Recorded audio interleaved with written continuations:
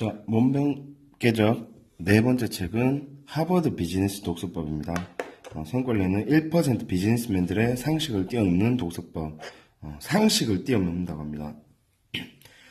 이 독서법으로 5년간 헬로키티의 영업이익을 3배, 시가총액을 7배 이상 성장시켰다고 하고요. 비즈니스 독서의 목적은 눈앞의 과제를 해결하는 것이다. 저는 이 말이 제일 크게 와닿았습니다. 책을 열심히 읽고 뭔가 지식을 함량하는 것도 중요하지만 비즈니스 독서, 이 정의 자체가 좀 다른 것 같아요. 비즈니스 독서의 목적은 눈앞의 과제를 해결하는 것이다. 하버드 경영대학원 졸업생 중 가장 성공한 31의 이름 올린 하토야마 레이토, 이 책의 저자죠. 그래서 무조건 빨리 많이 읽어야 한다는 고정관념에서 벗어나라. 저는 이런 책을 읽을 때 띠지는 얼른 빼버립니다. 그래야지 읽는데 좀 걸거치지 않고요. 그리고 이것도 이렇게 일단 빼놓고요. 참고로 이제 두 번째로 한 번 더 구매를 해서 읽은 책이고요. 이 책은 명확한 메시지가 있는 좋은 책이라고 생각합니다. 책은 읽는 것이 아니라 써먹는 것이다. 네. 실제로 내가 하버드 경영대학원에서 유학하면서 본 모습은 그것과 많이 달랐다. 단적으로 말하자면 하버드 학생들은 책을 거의 읽지 않았다. 스탠퍼드 학생들도 거의 책을 읽지 않았다. 저는 좀 제가 가지고 있는 생각하고 많이 달라가지고 좀 놀랬고요. 무슨 일일까? 어떻게 된 일일까? 여기서 핵심은 책을 읽냐 안 읽냐가 아니다. 좀 더 정확히 말하면 책 읽는 것 자체가, 그러니까 우리가 말하는 독서 자체가 중요한 게 아니라 어떻게 이용할 것인지가 목적이 되어야 된다는 뜻이다. 한마디로 독서보다 실천이 핵심이라는 의미다. 중요한 것은 책을 읽는 것이 아니고 비즈니스 세계에서 결과를 내는 것. 저는 이 말이 참 가장 중요하다라고 이야기하고 있습니다. 그래서 결과를 내는 것이 중요하다는 얘기를 하고 있고요.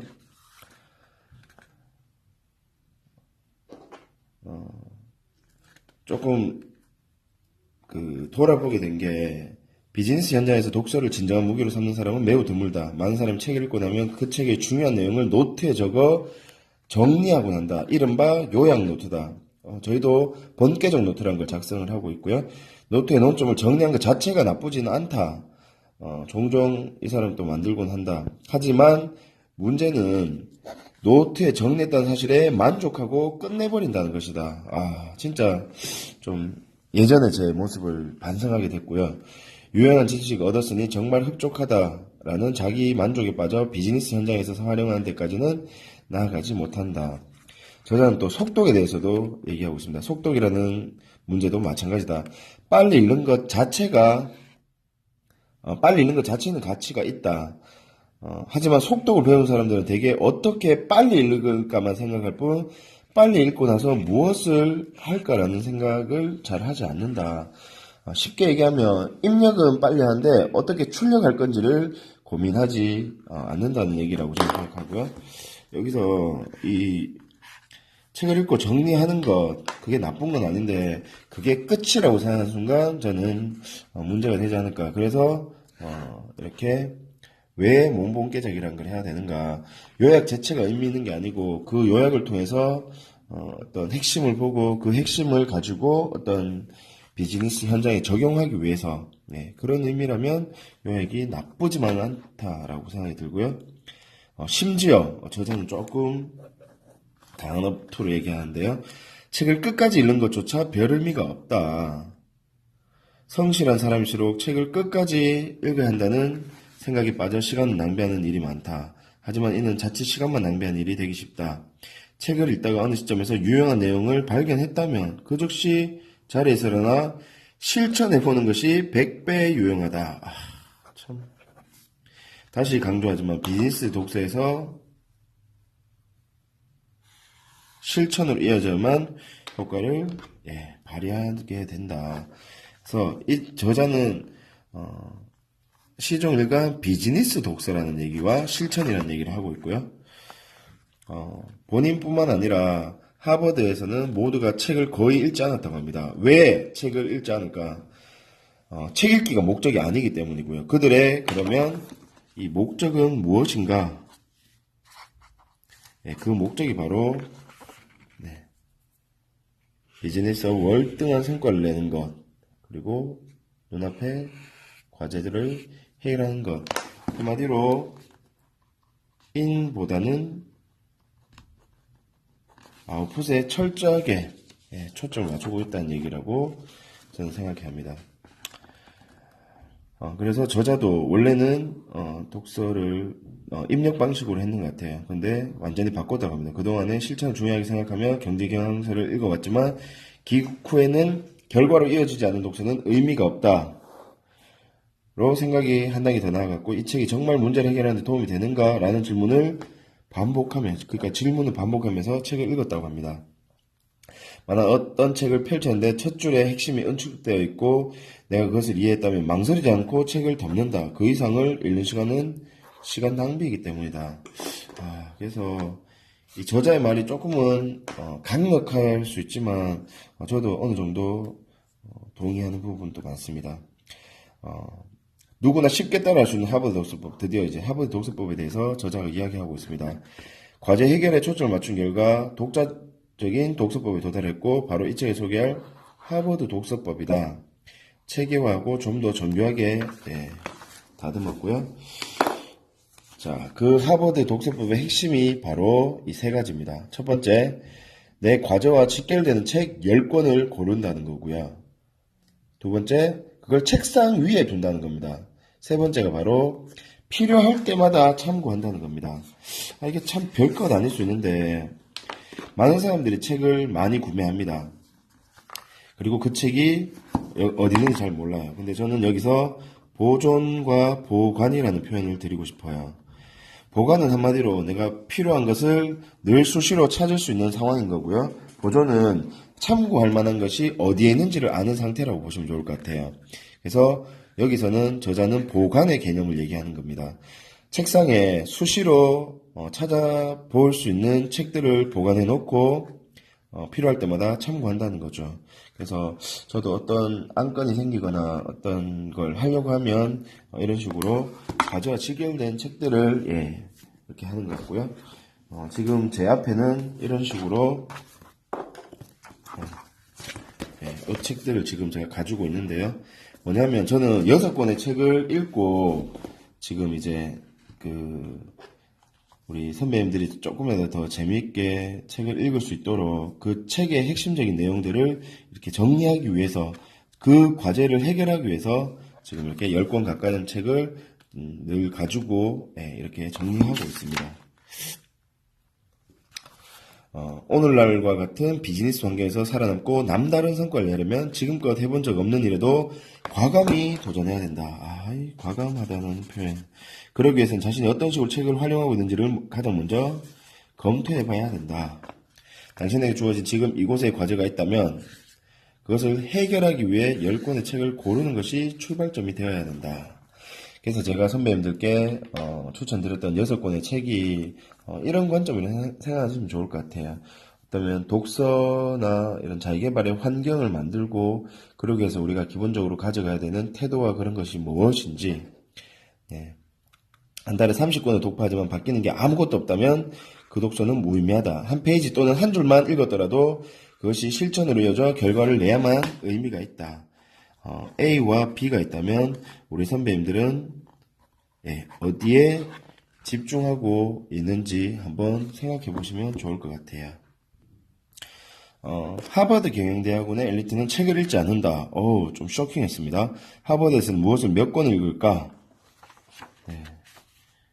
그래서 저자는 일본 사람인데요. 일본에서 책들을 몽땅 싸들고 유학길에 올랐지만 하버드에서 보낸 2년 동안 거의 읽지 않았다.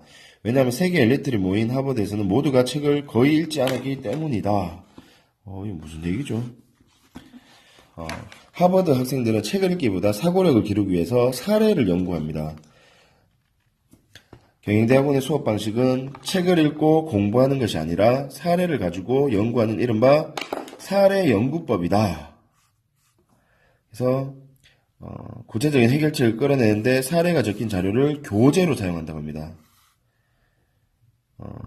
자료에는 실제로 일어난 사례와 그 사례를 구성하는 사실 정보가 10에서 25페이지 정도 적혀 있고 그 이상의 분석이나 해석, 수업에서 배워야 할 사항, 지식이나 이론 등은 하나도 적혀 있지 않다. 학생은 사전에 자료를 열심히 읽고 사례를 분석하고 검토해 구체적인 해결책을 준비한 다음 수업에 임한다. 1회 수업은 80분으로 대화 중심으로 된다. 그러니까 철저하게 뭔가 인풋이 아니라 제대로 된 아웃풋으로 하려고 하는 거라고 생각하시면 좋을 것 같습니다. 여기 보시면 2년 동안 500개 이상의 사례를 접하게 된다고 합니다. 그래서 하루에 3개에서 5개의 사례를 다루기 때문에 많을 때는 하루에 100페이지 이상의 사례를 검토하고 준비해야 됩니다.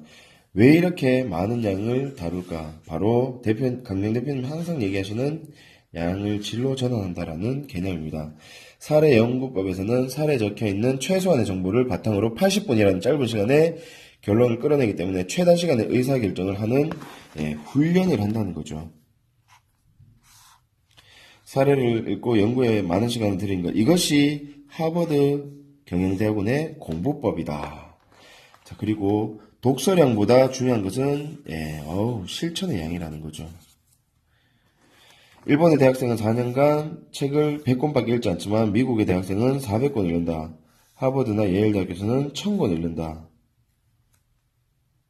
네, 이게 인터넷 칼럼에서 본 독서 실태를 비교한 거고요.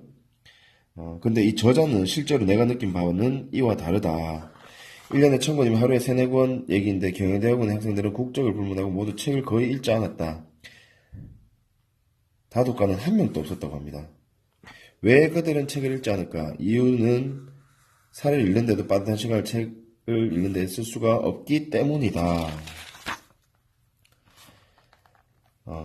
그리고 책을 읽더라도 대부분 이 책을 몇 페이지부터 몇 페이지까지 읽고 오세요라고 구간을 지정해 줍니다.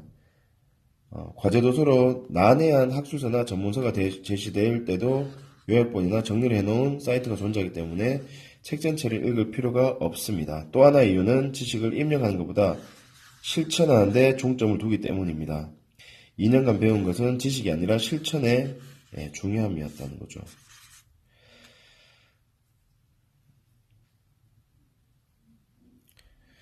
그래서 경영이나 전략에 관한 사고방식을 이해하고 그것을 응용해 실천하는 힘은 책을 읽기만 하고 강의를 듣기만 해서는 기를 수 없다. 반면에 사례 연구법은 기업이 실제로 안고 있는 문제를 당사자 입장에서 생각해 의사결정을 하기 때문에 실천적인 문제 해결력을 기를 수 있다. 책을 읽는 것보다 사례를 연구해 실천하는 쪽을 중시하는 것은 이런 의미다. 미국과 일본의 학생들 사이에 차이가 있다는 건 분명하다. 하지만 그것은 독서량의 차이가 아니라 책 이용법의 차이다. 네. 그래서 일본 학생은 외워야 할 지식으로 생각하고 책을 읽지만 미국 학생은 문제 해결의 처방전으로 보고 읽는다. 즉 일본 학생에게 책이 입력수단이라면 미국 학생에게는 출력수단이다. 저는 그래서 이런 식으로 정리를 한번 해봤습니다. 미국과 일본 개념, 방식, 방법. 개념은 외워야 할 지식, 문제 해결의 처방전, 방식은 입력, 출력, 방법은 책 읽고 강의 듣는 것. 미국은 사례 연구를 한다는 거죠. 자, 그리고 33페이지에 아무리 이론에 정통해도 평론가인 채로 있어서는 과제를 해결하지 못한다. 행동으로 이어지지 않는다면 그 사람은 평론가에 머물기 쉽다. 평론가가 되지 않아야 되겠다는 느낌이 들고요. 비즈니스에서 결과를 내고 싶다면 평론가가 아니라 실천가가 되어야 한다. 다시 말해 알고 있다를 할 수 있다로 바꿔야 된다. 성과를 올리는 지름길은 당사자가 되어 행동한다는 것이다. 그래서 책을 읽기만 하는 게 아니라 그 책의 저자 또는 자신이 닮고 싶은 롤모델의 입장이 되어서 행동을 한다는 거죠. 그래서 우리도 책을 읽을 때 저자의 관점에서 읽고 그런 것들을 그 사람의 관점으로 한번 행동을 옮겨볼 필요가 있지 않을까라는 생각이 들고요. 뭐든지 요약하고 싶어하는 일본인. 일본과 미국 독서 감상문 쓰는 방법은 차이가 난다. 일본의 독서 감상문은 요약과 감상. 하지만 미국의 독서 감상문은 다르다. 요약하지 않아도 된다. 감정이 어떻게 움직였는가 적지 않는다. 이 책의 내용을 토대로 난 어떻게 행동하기로 했는가에 네, 미국은 우선 요약하지 않아도 된다. 이 책의 내용을 토대로 나는 어떻게 행동하기로 했는가에 결정된다. 그래서 결국 일본과 미국은 인풋에 초점을 두는 요약이냐, 아웃풋에 초점을 두는 문제 해결이냐의 관점으로 크게 다르다라고 볼 수 있을 것 같습니다. 자, 마지막으로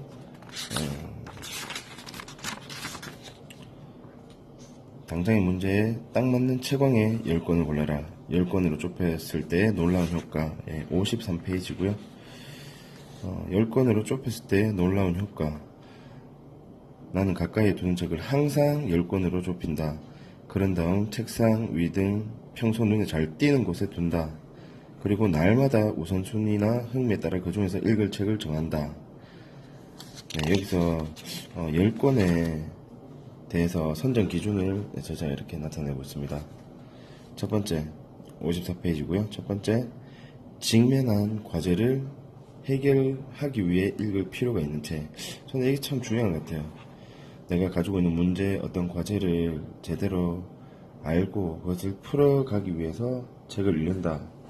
두 번째, 흥미있는 주제 또는 실천해보고 싶다는 생각이 드는 책. 그리고 세 번째, 장래인에게 유익하다고 생각되는 책. 이렇게 세 가지로 구분하고 있고요. 저는 호기심과 나의 문제와 나의 목적, 이렇게 교집합이 생기면 이 책은 나만의 이 시드북, 씨앗 도서가 되지 않나라는 말씀 드리고 싶습니다. 그래서 이 하버드 비즈니스 독서법을 다시 요약하면 비즈니스 독서법이잖아요. 그래서 우리가 하고 있는 독서에서 조금 벗어나서 내가 가지고 있는 어떤 과제를 해결하는 거, 책을 읽고 요약하는 것도 중요하지만 그것보다 더 중요한 건 내가 가지고 있는 문제를 책을 통해서, 독서를 통해서 해결할 수 있는 게 가장 중요하지 않을까. 그러기 위해서는 이 책에 나오는 방법대로 한번 10권의 책을 미리 골라보시고요. 그 책을 항상, 책상 위라는 말은 눈에 띄는 곳이라고 생각하시면 좋을 것 같고요.